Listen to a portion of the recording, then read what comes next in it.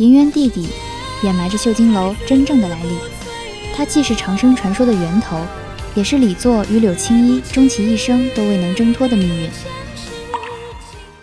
公元600年前后，隋末唐初，江湖上流传着一则关于长生仙人的传说。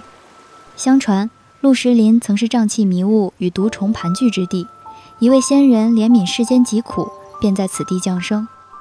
仙人出世时，方圆100里的毒虫蠕动而来，将村寨团团包围。尚在襁褓的他睁开双眼，一声震天的灭字出口，毒虫瞬间化为飞灰。从此仙人居住之地，毒物望风而逃，百姓安居乐业。可真正的故事却并非如此。当年一位精通蛊术的瞎眼阿婆炼制出了长生虫，江湖众人皆欲夺之。为躲避纷争，她带着一个名叫八五的孩子隐居到了陆石林的长留村。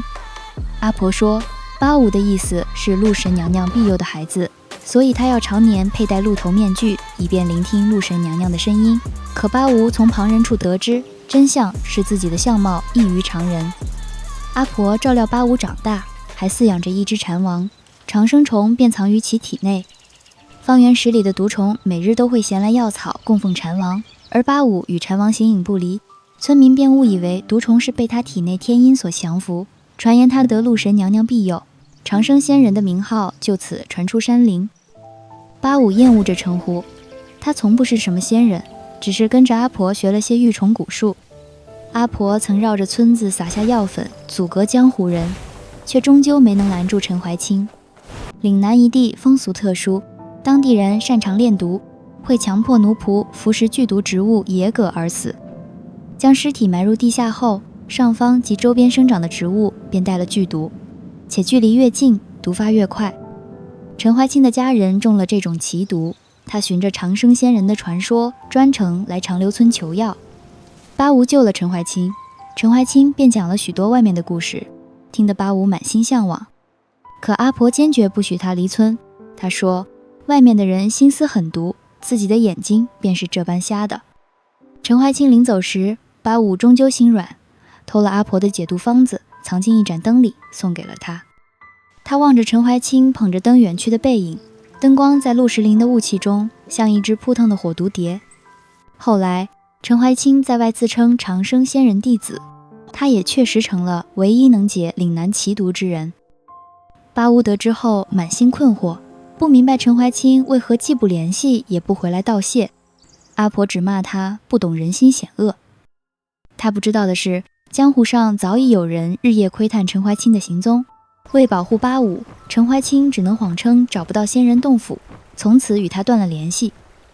八五生辰那日，阿婆将蝉王交给他，告诫道，此物虽能保命，却不可轻易使用，一旦动用，便再无回头之路。阿婆去世后，江湖人终究还是找到了长留村，他们以天下战乱，横尸遍野，毒虫肆虐为由，恳请八五出山救世。八五应了他们的请求，离村耗时1年，驱除了各地的食腐虫疫。可当他完成使命回到长留村时，江湖人却尾随而来，逼迫他交出长生虫。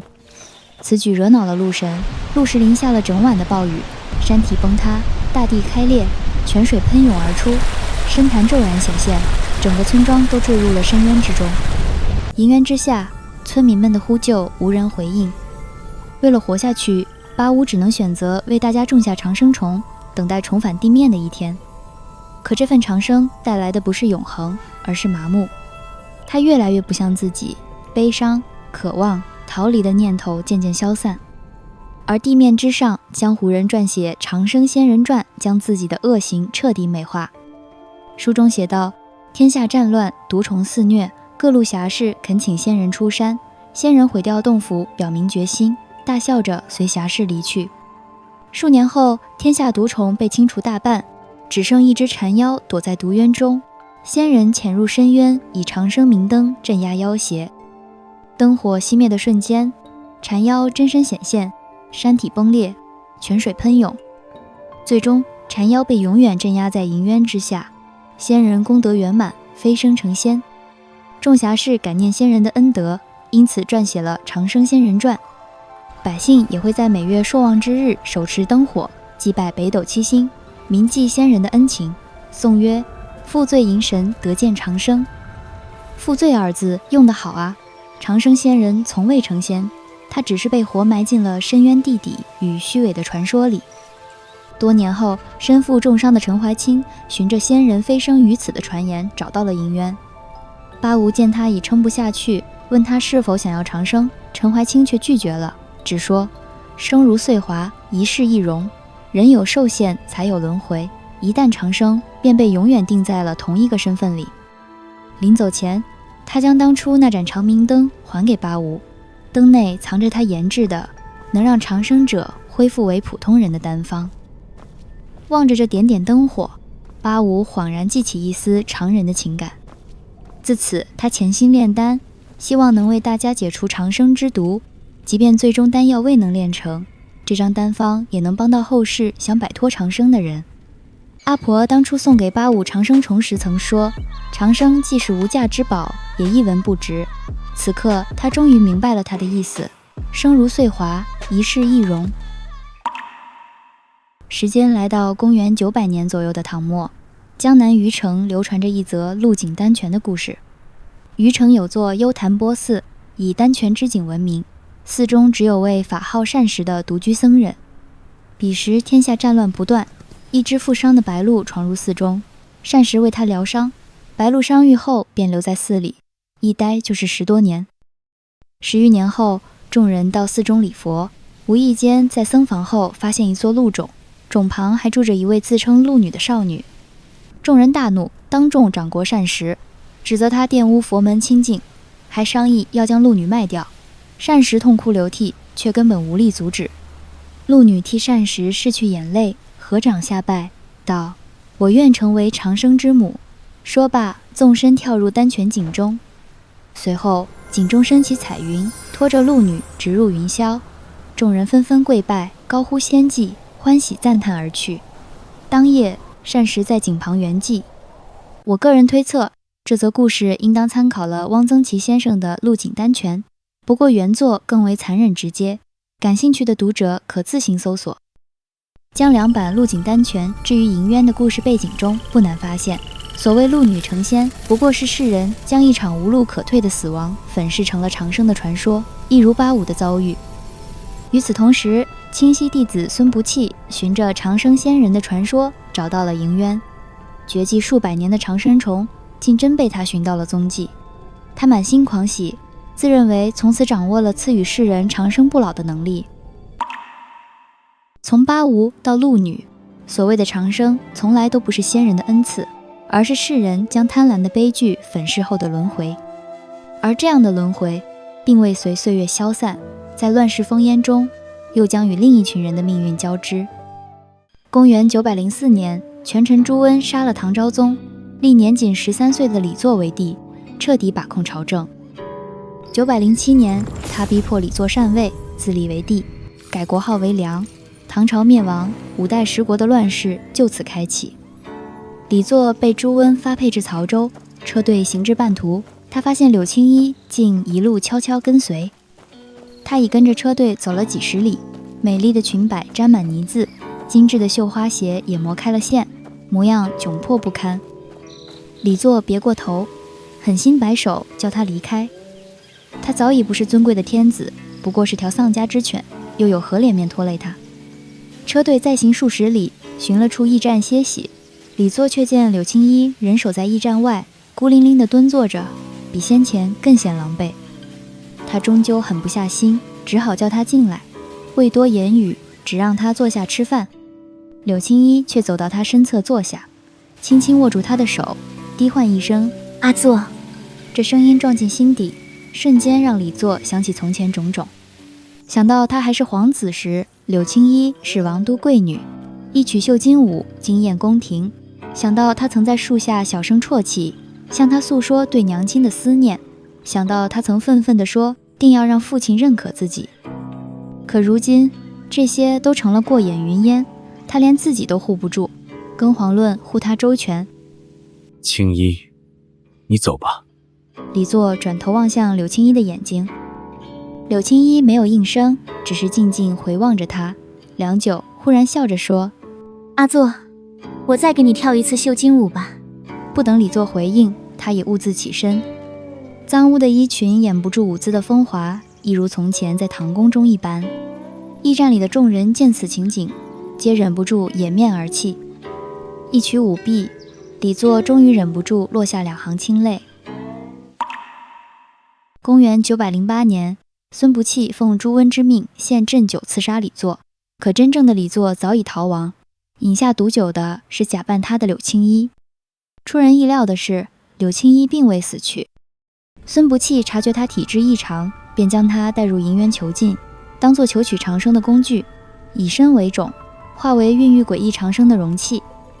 孙不器日复一日以毒水洗涤他的根骨，在这非人的痛苦中，柳青衣从不哭闹，只在痛极时一遍遍写下李作之名缓解。而这毒水正是孙不器的徒弟所制。这位徒弟出身江南虞城，对鹿景丹泉中鹿女飞升得长生的故事深信不疑。在他看来，真正的长生从不是肉身不灭，而是像鹿女那样化作传说，永世流传。于是他追随孙不器协助实验，只为让自己的姓名、智慧以及所谓赐予世间的福祉万载传颂。可知道他最终如愿飞升，留下的也只是一个名为任勇的存在，可悲可笑。孙不器以神佛与长生之说蛊惑山民，封闭柳青衣的神智，驱使他以歌声引诱村民前往银渊，为自己提供源源不断的实验对象。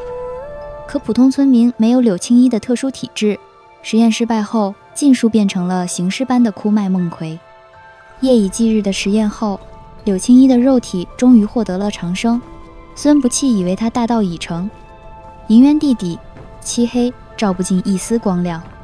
在银渊畔的小屋里，他度过了无数个清醒却无法死去的夜晚。柳青衣常一边念叨着墓碑文上的身如碎华，一世易容，一边摩挲怀中刻有作柳2字的长生银锁。唯有如此，他才能在这泥淖中勉强维系住最后一点善念。想要长生并非有错，但若要以失去人性的良善为代价，再漫长的生命也毫无意义。经年累月，那具被毒水反复洗涤的身体，连同那些无法言说的情谊，在枯寂中交融腐坏，最终化作从指尖滴落的奇毒。柳青衣从中悟出了一门心法：杨柳枝芳菲结，所恨年年赠离别。而在这感悟之外，他更想要的是彻底解脱。每当神志清明时，他便一心跳入银渊的毒水中寻死。肉体的不朽，代价竟是精神的湮灭。这样的存在还能称之为人吗？孙不器最初追求长生，是为了让世人免受病痛之苦，让医者不必再为救死扶伤而牺牲。可如今，他虽然成功令柳青衣肉身不朽，但他的情感并未消散，反倒执念求死，只愿做回一个普通人。就连始终追随他的徒弟，也不愿以这般方式长生，最终化作人俑飞升而去。理想彻底崩塌，孙不器深感自身力量渺小，便抛下所有研究与烂摊子离去，留下柳青衣一人独守银渊。可即便如此，前来求长生的人仍旧络绎不绝。年幼的吴相黄便是跟着父母来到银渊的，那时他还没有名字，父母死后是柳青衣将他抚养长大。公元920年前后，唐朝灭亡已过10余年。这10多年间，李作隐姓埋名，遍访天下，寻求社稷长存之法。期间，他听闻长生仙人的传说，来到银渊，意外遇见了本以为早已死去的柳青衣。他们相识于最美好的年纪，却遭遇了最糟糕的时代。命运让他们分离，现在或许是命运又开够了玩笑，颠沛半生后，他们终于重逢。你是来此拜神的村民？水底下，此时柳青衣因长生蛊毒已神志溃散，长生的人都会变成水底的螺。停下，别被这歌声迷惑。青衣，若非亲眼所见，我也不信青衣还活在世上。长生的人都会变成水底的鹿。这10几年里，他都经历了什么？谁封住他的神智，令他在此夺人性命？这10项中，可有救他的线索？阿泽，我想起这支曲子来历了。此曲名为《社稷长生》。当日你我以它叩问一国长存之法，可是如此？确实如此，只是我仍未寻得此法。那你可记得这渊中发生了何事？只记得有位仙人在梦中说，以赐我长生。后来李作在渊底找到孙不器留下的手札后，才查清了整件事的来龙去脉。他立刻去信给孙不器的师傅清溪门主水月先生，恳请他出手相救。水月先生收到信后满心愧疚，当即动身赶往银渊。可就算是他，也只能让柳青衣恢复神智与记忆，那深入骨髓的长生蛊毒却无药可解。之后柳青衣与李作在渊底度过了一段短暂而安静的幸福时光。他们取山间青露酿成一坛凝露酿，仿佛又回到了年少之时。当年李作曾从唐宫中翻出一卷旧书，书中记载的正是凝露酒的酿制之法。为了酿这坛酒，二人便在凌晨悄悄进山采露。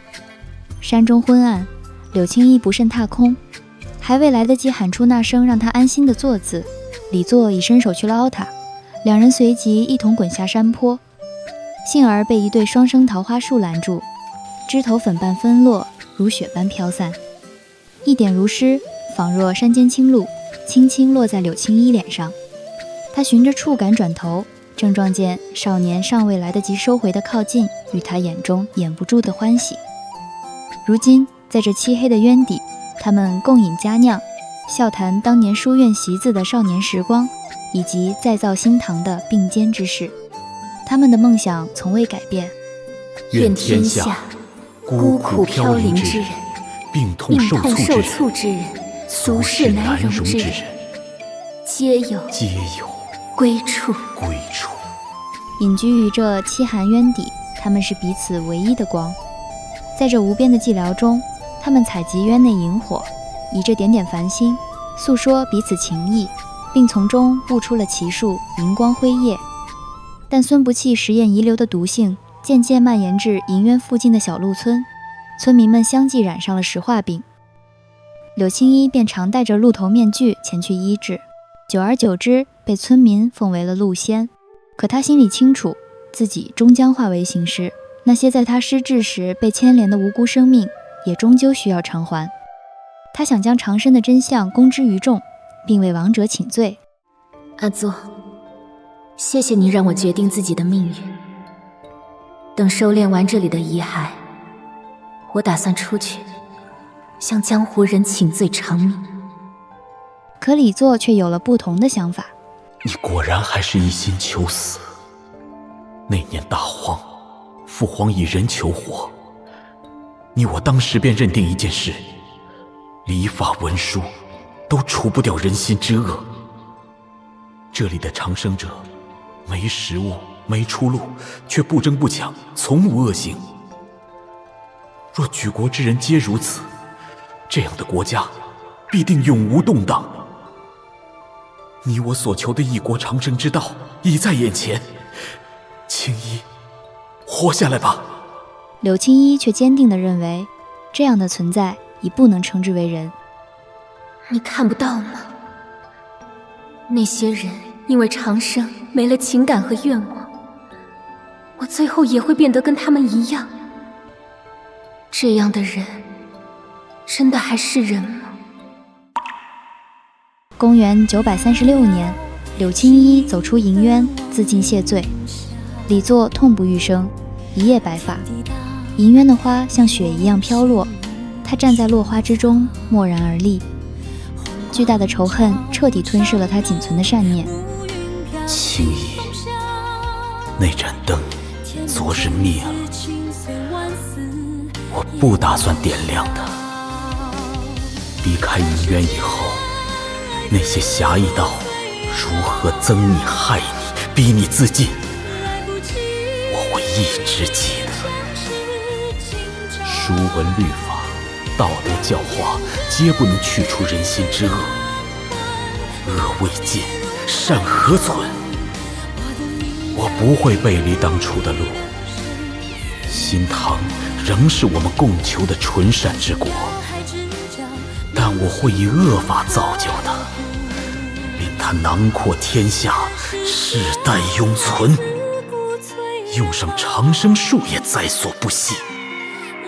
青衣，再相见的时候，你还能认出我的本来面目吧？他给柳青衣养大的孩子取名吴相黄，带着他与孙不器的研究离开银渊，前往南唐。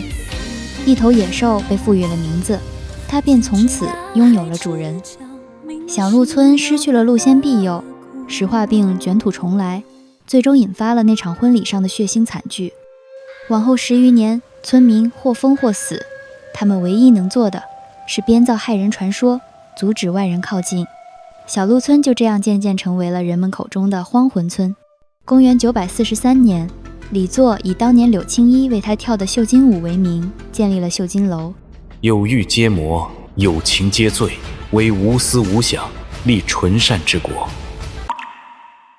公元946年，王钦在中渡桥战死后，江燕带着镇关爵与襁褓中的我们踏上逃亡之路。吴相黄奉李作之命前来阻拦，却被江燕轻松击败。自离开银渊以来，吴相黄从未尝败绩，唯有这一次败在了江燕手中。那一刻，他看见了李作眼中的失望，于是他自愿回到银渊，为柳青衣守墓，发誓不斩落1000个人头不出渊。闯入者的血肉成为他突破自身血脉的祭品，无缺无相，他才是真正的武者之皇。他要用实力证明给李作看，自始至终他都是主人最锋利最忠诚的利刃。直到公元962年，他只差最后一个人头，却遇见了误入银渊的我们。他重重倒在地上，看向那张模糊而遥远的面容，努力伸出手去，想要触碰，却最终还是沉入了黑暗。我是软软，传闻中的文经馆馆长，专注深度梳理燕云剧情故事。